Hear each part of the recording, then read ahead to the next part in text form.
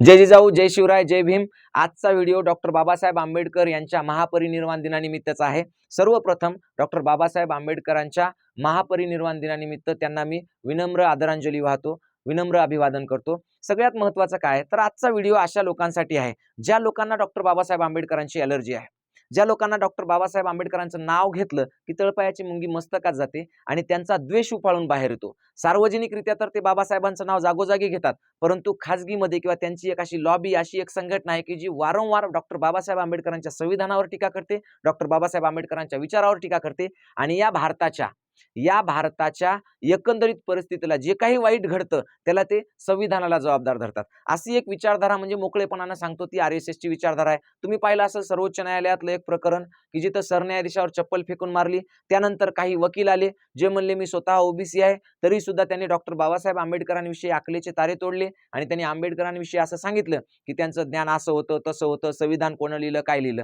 तर माझे हे जे सगळे असे लोक आहेत ज्यांची प्रवृत्ती अत्यंत वाईट, नीच आणि दलिंदर प्रवृत्तीचे लोक आहेत की ज्यांना डॉक्टर बाबासाहेब आंबेडकरांची ॲलर्जी आहे, अशा ॲलर्जी असलेल्या लोकांसाठीचा हा खास व्हिडिओ आहे, त्यांनी तो आवर्जून पाहावा। माझं फक्त एवढं म्हणणं आहे की ज्या लोकांना बाबासाहेबाची ॲलर्जी आहे त्यांनी बाबासाहेबाचे उपकार ज्यांच्यावर आहेत त्यांनी ते उपकार घेणं बंद करावं। आज आपल्याला डॉक्टर बाबासाहेब आंबेडकरांमुळे काय काय मिळाले हे जर साधा विचार केला आपण तर तुमच्या पिण्याच्या पाण्यापासून तर तुमच्या घरात असलेल्या लाईट पर्यंतच्या संकल्पना डॉक्टर बाबासाहेब आंबेडकरांच्या होत्या।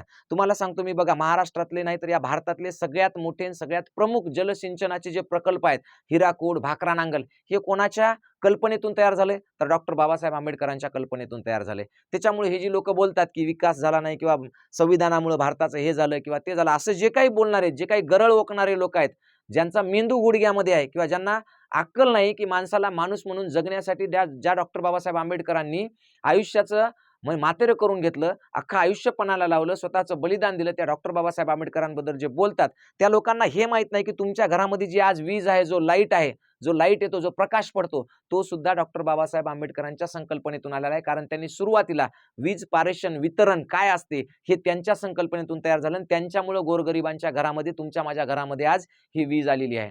म्हणजे इथल्या शेतीला कालवे असतील, जलसिंचन असेल, म्हणजे तिथून तर विजेपर्यंत सगळं डॉक्टर बाबासाहेब आंबेडकरांच्या संकल्पनेतून आलं। एवढंच नाही तर नोकरी करत असताना कामाचे तास किती असावे हे डॉक्टर बाबासाहेब आंबेडकरांनी ठरवून दिलेलं होतं। आज त्याच कायद्याची म्हणजे पायमल्ली करणारे कामाचे तास वाढवून 14-14, 12-12 तास करत आहेत, याच्यावर कोणी बोलत नाही। पण बाबासाहेबांबद्दल बोलणारे फार आहेत, जे खाजगीत बोलतात किंवा काही ठिकाणी अशा ठिकाणी बोलतात की जिथं त्यांचं असतं। RSS सारखी संघटना आहे जी कायम डॉक्टर बाबासाहेब आंबेडकरांचा विरोध करते आणि त्यांच्या विचारधारावर चालणारे लोक आहेत जे त्यांच्या तोंडाला फेस येईपर्यंत बाबासाहेबाला नाव बोटं ठेवतात। मला त्या सगळ्या लोकांना फक्त एवढं म्हणायचंय की बाबा हो, तुम्ही फक्त एकदा डॉक्टर बाबासाहेब आंबेडकरांचं शिक्षण, त्यांच्या पदव्या जरी वाचल्या ना तर तुमच्या तोंडाला फेस येईल, एवढं त्यांचं शिक्षण आहे। म्हणजे आपलं शिक्षण किती आहे, आपण बोलतो किती, याबद्दल आपण विचार केला पाहिजे। डॉक्टर बाबासाहेब आंबेडकरांचं महानिर्वाण ज्या दिवशी झालं, म्हणजेच 6 डिसेंबर 1956 ला मुंबई येथे त्यांचं महानिर्वाण झालं।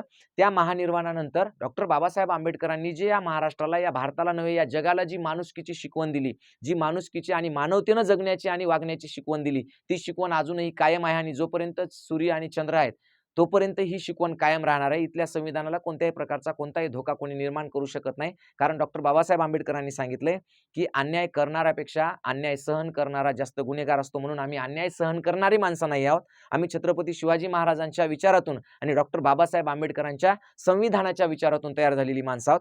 तर त्या असे काही लोक आहेत ज्यांना बाबासाहेबांबद्दल ॲलर्जी आहे, त्यांना फक्त मी डिग्री सांगतो, ह्या डिग्र्या सांगतो फक्त की डॉक्टर बाबासाहेब आंबेडकरांनी नेमकं शिक्षण किती घेतलंय आणि या शिक्षणामध्ये आपण नेमकं यांच्यातल्या कोणत्या लायकीत बसतो, त्यांच्यासोबत किंवा त्यांच्यावर बोलण्या इतकी आपली लायकी आहे का, एकदा फक्त स्वतःला चेक करायचं आणि मग बाबासाहेबांबद्दल बोलायचं। नाहीतर अधूनमधून फार व्हिडिओज येतात, फार रील्स येतात बाबासाहेबांबद्दल की कसे काय हे ते, पण ते सांगायची गरज नसते। सूर्याला सांगायची गरज नसते की मी आता सूर्य आहे आणि मी सगळ्या जगाला प्रकाश देतोय म्हणून, आपोआप सगळ्यांना कळतं की सूर्य आहे हा आणि हा सगळ्या जगाला प्रकाश देतो म्हणून। आणि ज्यांना कोणाला वाटतं की सूर्य नाही, त्यांनी फक्त एकदा डोळे असं एकदा मोठे करायचे आणि पाहायचं फक्त सूर्याकडं, तर त्या सूर्याच्या प्रकाशानं डोळ्यात तुमच्या अंधारी येईल। एवढं सगळं शिक्षण डॉक्टर बाबासाहेब आंबेडकरांचं आहे। म्हणून बाबासाहेबांवर बोलताना याच्यातल्या 2-4 डिग्र्या, 2-4 जाऊ दे, एखादी डिग्री आपल्याकडे आहे का याचा तरी कमीत कमी विचार करा। डॉक्टर बाबासाहेब आंबेडकरांनी बघा, बॅचलर ऑफ आर्ट्स म्हणजे BA, ज्याला आपण सध्या आता आपण BA म्हणतो की नाही, तर BA केलेला आहे। मास्टर ऑफ आर्ट्स म्हणजे MA सुद्धा केलेला आहे। आता पहा, मास्टर ऑफ सायन्स म्हणजे MSc सुद्धा झालंय, बॅचलर ऑफ लॉ म्हणजे LLB केलंय, डॉक्टर ऑफ फिलॉसॉफी म्हणजे फिलॉसॉफीमध्ये त्यांनी PhD केलेली आहे. कशामध्ये? फिलॉसॉफीमध्ये. डॉक्टर ऑफ सायन्स म्हणजे DSc केलेला आहे. त्याचबरोबर डॉक्टर ऑफ लॉज म्हणजे LLD केलेलं आहे. डॉक्टर ऑफ लिटरेचर म्हणजे लिटरेचरमध्ये सुद्धा म्हणजे डॉक्टर बाबासाहेब आंबेडकरांचं जर तुम्ही व्यक्तिमत्व पाहिलं तर असा एक विषय सोडला नाही की ज्याच्यामध्ये त्यांनी अभ्यास केला नाही किंवा ज्याचं नॉलेज त्यांना नव्हतं. म्हणून आज सगळं जग त्यांना सिम्बॉल ऑफ नॉलेज म्हणतं, म्हणजे ज्ञानाचं एक प्रतीक म्हणतं. ज्ञानाचं प्रतीक असलेल्या माणसावर जेव्हा आपण भुंकतो त्यांच्याबद्दल जेव्हा वाईट बोलतो तेव्हा, तर अशा कुत्र्यांना कळलं पाहिजे की आपली लायकी काय आहे आणि आपण कोणाविषयी बोलतो.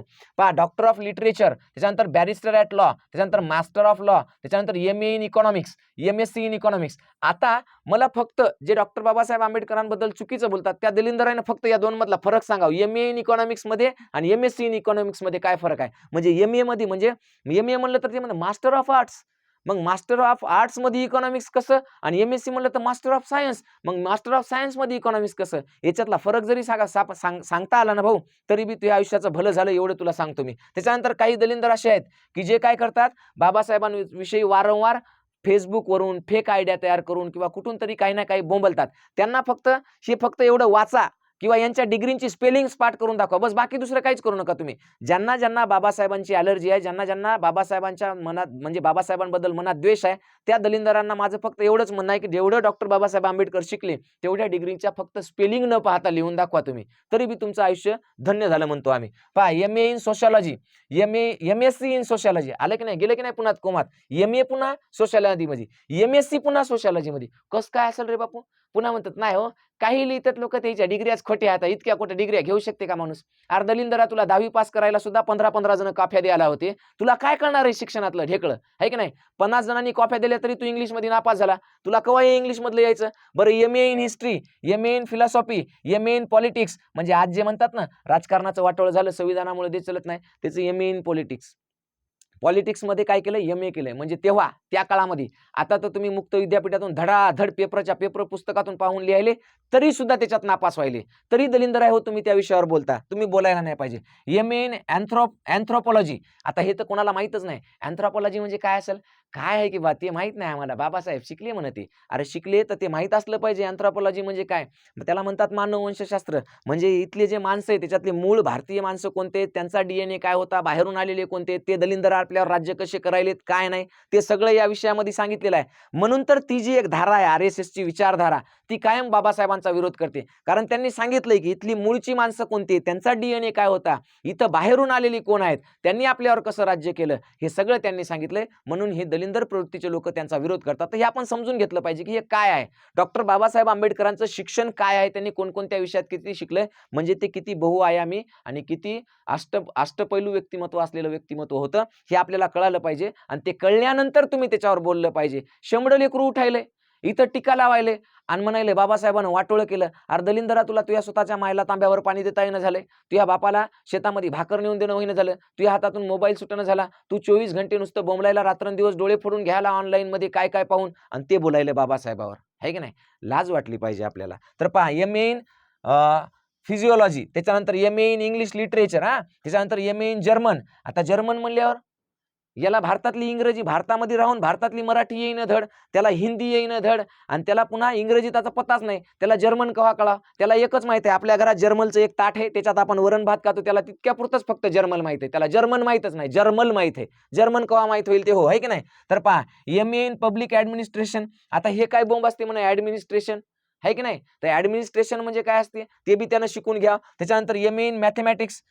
तुला वाटत असेल बाबासाहेबांना फक्त संविधान लिहिलं, बाबासाहेबाला काही कळत नव्हतं किंवा आकडेमोड येत नव्हती किंवा असं नाही. बापू त्याचं मॅथमॅटिक्स मध्ये सुद्धा झालंय. म्हणजे मॅथमॅटिक्स झालंय, इकॉनॉमिक्स झालंय, फिजिओलॉजी झाले, सगळ्याला सगळे विषय झाले त्यांचे. काहीच राहिलं नाही शिकायचं, असं काही शिल्लक ठेवलं नाही बाबासाहेबांनी. आणि ते पण नुसतं भारतात नाही तर भारताच्या बाहेर सुद्धा त्यांनी तेवढं शिक्षण घेतलंय. MA इन, आता हे तर म्हणले काय असेल बाबा, लिंग्विस्टिक्स. काय कोमात गेलं ते, हे काय असेल हो म्हणले. तर त्याच्यासाठी शिकावं लागते बाळा. लँग्वेज असते बाळा, लँग्वेज है ना, त्याला भाषा म्हणतो आपण. तर ते कळलं पाहिजे काय आहे ते, कशाचा अभ्यास आहे ते, हे की नाही. त्याच्यानंतर MA इन कॉम्पेरेटिव्ह रिलिजन. रिलिजन म्हणजे काय, रिलिजन म्हणजे तर माहिती आहे, त्याच्यावर तर तुमचं राजकारण चाललंय सगळं, आहे की नाही. 2 धर्मात 2 जातीत धडाधड भांडणं लावून द्यायचे आणि मग त्याच्यावर आपल्या सत्तेची पोळी भाजायची. तर एकदा पहा, है ना, तुमची जी विचारधारा आहे ना, त्या विचारधारेला ज्याला डॉक्टर बाबासाहेब आंबेडकरांचं संविधान वावडं आहे, ज्यांना डॉक्टर बाबासाहेब आंबेडकरांची विचारधारा वावडी आहे, अशा नालायक विचारधारेच्या लोकांनी एकदा बघावं इथं अभ्यास किती आहे या माणसाचा. या माणसानं काय काय अभ्यासलं उभ्या हयातीत. नुसता अभ्यास केला नाही तर त्या अभ्यासाचं इम्प्लिमेंटेशन केलं. त्या अभ्यासामुळे इथल्या जनतेला माणूस म्हणून जगण्याचा अधिकार मिळवून दिला. जी माणसं जगण्याच्या मुख्य प्रवाहात नव्हती किंवा विकासाच्या मुख्य धारेत प्रवाहात नव्हती, त्यांना प्रवाहात आणलं. हे सगळं कळलं पाहिजे लोकांना आणि म्हणून त्यांच्या ज्या डिग्री आहेत, त्यांचा ज्या अभ्यास आहे त्याच्यावर आपण बोलणार आहोत. महत्त्वाचं म्हणजे काय तर लेबर इकॉनॉमिक्स म्हणजे आज जी मजुरांची परिस्थिती आहे, जे शासनानं काय केलं, मजुरीचे तास किती केले हो, 12-12 घंटे केले, 14-14 घंटे केले. डॉक्टर बाबासाहेब आंबेडकरांनी पहिल्यांदा सांगितलं की बालमजुरीला बंदी असली पाहिजे, म्हणजे लहान लेकराकडून काम नाही करून घेतलं पाहिजे, कारण त्याला शिक्षणाचा हक्क मिळाला पाहिजे, शिक्षणाचा अधिकार मिळाला पाहिजे. आज तुम्हाला सांगतो, जे 2007ला म्हणजे 2009ला जे RTI ऍक्ट पास झाला ना, RTI म्हणजे राईट टू एज्युकेशन म्हणजे शिक्षणाचा अधिकार, हे डॉक्टर बाबासाहेब आंबेडकरांनी 1916 ते 1920च्या दरम्यान वारंवार सांगितलं होतं. त्यांच्या पुस्तकांमध्ये आहे की इथल्या माणसाला शिक्षणाचा मूलभूत अधिकार असावा, तर तो अधिकार मिळण्यासाठी 2009ला मिळाला. म्हणजे 100 वर्ष लागले भाऊ, 100 वर्ष. 1910-20 कुठं 2010 कुठं, 100 वर्ष लागले या माणसाचे विचार कळायला. आणि 100 वर्षानंतर आज कुठं तो RTI लागू झाला. पण 2014 पासून जवळपास 10,000 हजारो शाळा बंद पडल्या, हजारो जिल्हा परिषदेच्या हजारांनो शाळा बंद पडल्या, हजारांना 2010 पासून. म्हणजे डॉक्टर बाबासाहेब आंबेडकरांनी जे 100 वर्षापूर्वी सांगितलं होतं ते विचार आता पायमल्ली तुडवल्या जात आहेत. वारंवार त्यांच्या संविधानावर, त्यांच्या विचारावर हल्ले होत आहेत. तरी पण सुद्धा आपले लोक जागृत होत नाही, म्हणून आपण जाग झालं पाहिजे. हे काय MA in law and justice, law म्हणजे काय हो ते तर सांगायची गरज नाही. MA in law in justice, त्यानंतर इंटरनॅशनल लॉज म्हणजे आंतरराष्ट्रीय कायदे काय ते, सोशिओलॉजी इन रिलिजन्स, त्याच्यानंतर इंटरनॅशनल इकॉनॉमिक्स, त्याच्यानंतर पॉलिटिकल सायन्स आणि इकॉनॉमिक्स ऑफ इंडस्ट्री म्हणजे इथल्या उद्योगधंद्याची जी म्हणजे ज्याला आपण इंडस्ट्री म्हणतो, त्याची इकॉनॉमी कशी असते, ती कशी पिळवणूक करते, रोजगारांची कशी पिळवणूक करते, मजुरींची, ते कसा नफा खातात, ह्या सगळ्या गोष्टी डॉक्टर बाबासाहेब आंबेडकरांनी सांगितलेल्या आहेत. म्हणून डॉक्टर बाबासाहेब आंबेडकरांचं जे कार्य आहे ते इतकं महान आहे, म्हणून हे कार्य तुम्हाला कळलं पाहिजे. आणि तुम्ही कधी आयुष्यात कधी डॉक्टर बाबासाहेब आंबेडकरांविषयी बोलताना फक्त एवढंच करा, एवढ्या डिग्र्याची नावं तुम्हाला पाठ होतात का पहा, या 32 डिग्र्याची त्याचे स्पेलिंग येतात का, एवढा विचार करा तर बाबासाहेबावर बोला. नाही तर तुमची अवकात नाही बोलण्याची, नाव घेण्याची सुद्धा अवकात नाही, हे जाणून ठेवा तुम्ही, हे की नाही. सूर्यावर थुकल्यानं सूर्याला फरक पडत नाही, ती थुंकी तुमच्याच अंगावर पडते, हे तुम्हाला माहित आहे चांगलं. म्हणून म्हणत असतो की अभ्यास वाढवा. जर तुम्ही अभ्यास केला तर सगळं भलं आहे, नाही तर काही खरं नाही. पहा, भारतीय घटनेचे शिल्पकार विश्वरत्न डॉक्टर बाबासाहेब आंबेडकर राजगृह हे आहे, इथं आपण जातो. म्हणजे पहा, महाराष्ट्रामध्ये 2 गोष्टी आहेत. एक तर मुंबईला आहे चैत्यभूमी किंवा तिला चेतनाभूमी असं सुद्धा म्हणतात, किंवा मग नागपूरला आहे दीक्षाभूमी. अशा 2 ठिकाणी लोक जातात जिथून प्रेरणेचा अखंड झरा, अखंड स्रोत वाहत असतो, ज्यांच्याकडून आपल्याला प्रेरणा मिळते की काहीतरी चांगलं करावं, ज्ञान मिळवावं, जगाचं भलं करावं आणि हा वसा इथून पुढे चालू राहावा. म्हणून आपण प्रत्येकाने आपलं ज्ञान वाढवलं पाहिजे. मी माझ्या परीने प्रयत्न करतो. आपलं सुद्धा एक ॲप आहे छोटंसं, ATM गुरु एज्युकेशन नावाचं. तर त्या ॲपमध्ये आपलं नियमितपणे स्कॉलरशिप असेल, नवोदय असेल किंवा मग इतर सगळ्या स्पर्धा परीक्षा ज्या असतात, शालेय स्पर्धा परीक्षा 4थी पासून 10वी पर्यंतच्या सगळ्या परीक्षांच्या ऑनलाईन क्लासेस असतात. ज्यांच्याकडे पैसे नाहीत त्यांच्यासाठी फ्री आहे, ज्यांच्याकडे थोडंफार काय ते देऊ पण शकतात. असं काही नाही की पैसा दिला पाहिजे. अगदी म्हणजे वर्षभराची नवोदयची बॅच मी वर्षभर शिकवली. त्याची फीस ₹20, ते पण मी घेतले नाही. ₹20 त्या ॲपचा खर्च होता. कशाचा? ॲपचा. तेवढ्या याच्यामध्ये आपण मुलांना शिकवलं. 70,000 मुलांना मराठी व्याकरण आपण फ्री शिकवलं. कारण आपली प्रेरणा डॉक्टर बाबासाहेब आंबेडकर, छत्रपती शिवाजी महाराज, महात्मा फुले, राष्ट्रमाता राजमाता मा जिजाऊ आणि सर्वच राष्ट्रपुरुष आपली प्रेरणा आहेत. आणि त्या प्रेरणेतून आपण लोकांपर्यंत पोहोचावून लोकांना जास्तीत जास्त चांगल्यात चांगलं काहीतरी मिळावं यासाठी आपण प्रयत्न करतो. तर परत एकदा सांगतो, आपलं ATM गुरु एज्युकेशन नावाचं ॲप आहे. हे ॲप प्ले स्टोअरला आहे. 1,00,000 पेक्षा जास्त विद्यार्थी त्याच्यातून शिक्षण घेतात. त्याच्यावरच्या तुम्ही कमेंट वाचा, रिव्ह्यू वाचा, तेव्हा तुम्हाला कळेल की आपलं शिकवणं काय. किंवा आपलं ATM गुरु एज्युकेशन नावाचं आणखी एक YouTube चॅनल आहे. त्या चॅनलवर जाऊन मी काय शिकवतो आणि कसं शिकवतो ते पाहू शकता. परत एकदा या महापरिनिर्वाण दिनानिमित्त डॉक्टर बाबासाहेब आंबेडकरांना विनम्र अभिवादन करतो, विनम्र श्रद्धांजली अर्पण करतो आणि थांबतो. जय जिजाऊ, जय शिवराय, जय भीम.